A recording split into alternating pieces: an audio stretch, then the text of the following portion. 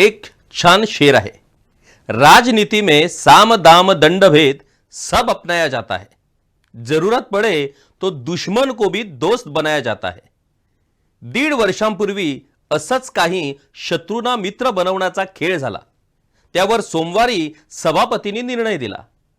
याचिका आमदार अपात्रतेची होती, पण याचिकाच अपात्र होण्याची बातमी समोर आली। बंडखोर आमदारांनी वर घेण्यात आलेल्या निवाड्याची ही गोष्ट इंटरेस्टिंग आहेच आणि ऐतिहासिकही। नमस्कार, मी किशोर आणि तुम्ही पाहताय गोवन वार्ता लाईव्ह। गोवन वार्ता लाईव्हच्या YouTube चॅनलला सबस्क्राइब करा आणि बेल आयकॉन दाबून लेटेस्ट व्हिडिओचं नोटिफिकेशन मिळवा। गेल्या 1.5 वर्षापासून एनकेन प्रकारे ताटकळत ठेवलेल्या मगोचे 2 आणि काँग्रेसच्या 10 मिळून 12 बंडखोर आमदारांविरोधातील अपात्रता याचिका सभापती राजेश पाटणेकर यांनी फेटाळून लावल्या।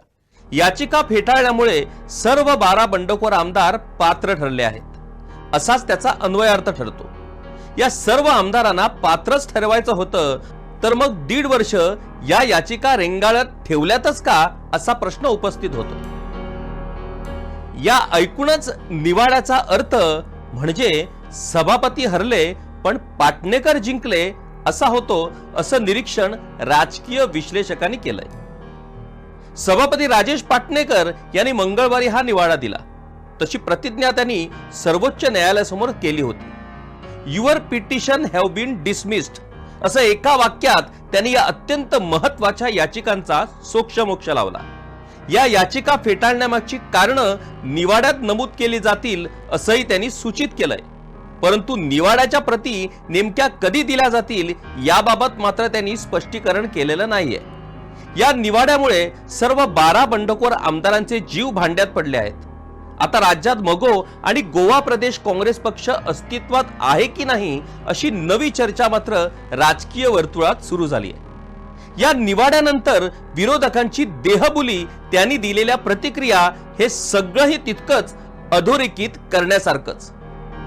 Speaker has pronounced an order in our petition. The first petition issued to come at 4 o'clock, and he only pronounced one order, that the petition is dismissed. He gave no reasons for it. He said the reasons will be given in a judgment which will be pronounced, will be written later with some corrections. Petition dismissed केली. Petition dismissed केली. The reasons काय सांगलो ना, the reason judgment असतो. तर मला correction जातले म्हणून judgment असतो. माहिती आहे, correction कुठली आम्ही copy दिलो. Only when we read the order, then we can take a call on what action we have to take.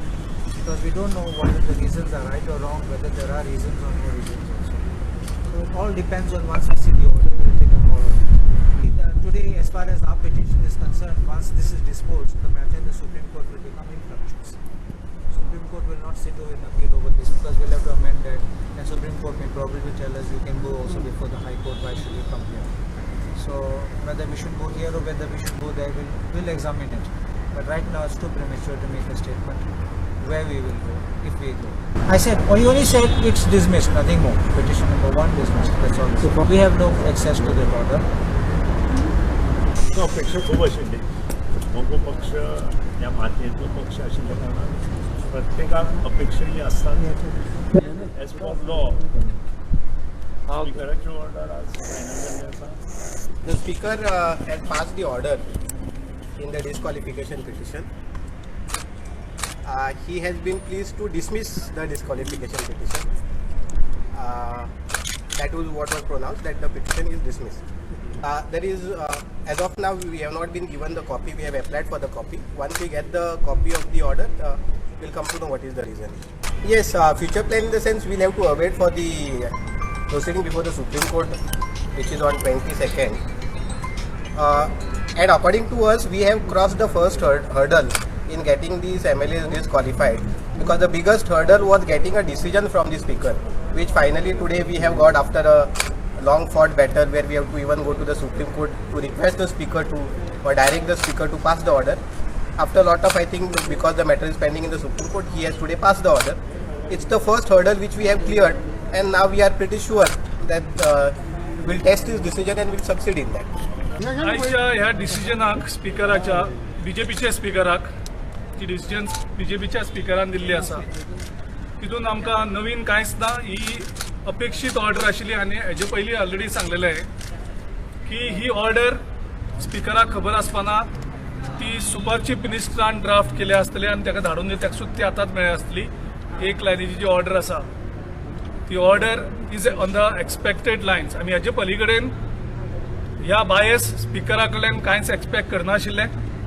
ह्या स्पिकरान आमचे 17 म्हयने खाले, म्हणजे सुप्रीम कोर्टाची जी आउटर लिमीट आशिल्ली 3 म्हयन्याची, ह्या स्पिकरान 20 म्हयने काडले ही ऑर्डर दिवपाक.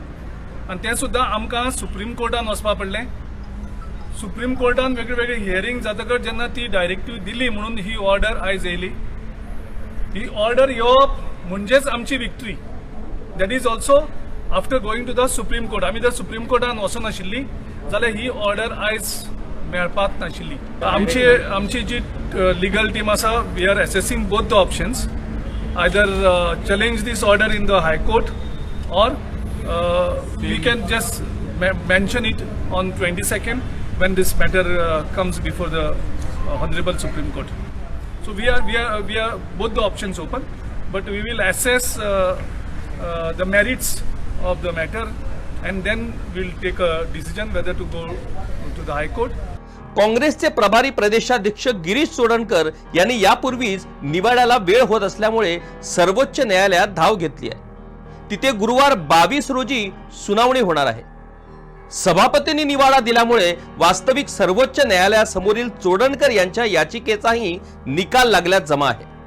परंतु आता सभापतींचा निर्णय मान्य नसल्याने त्यांना या निवाड्याला वेगळ्या पद्धतीने आव्हान द्यावं लागणार आहे.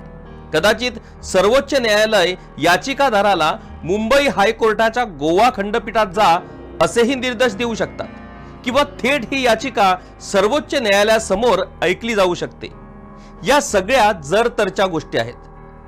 परंतु एक गोष्ट मात्र खरी की या सगळ्या प्रकरणात पुढील 3 ते 4 महिने सहज जाणार असल्याने तोपर्यंत भाजप सत्तेवर राहून आपल्या आगामी विधानसभा निवडणुकीची सगळी रणनीती आखून तयारीला लागू शकणार आहे.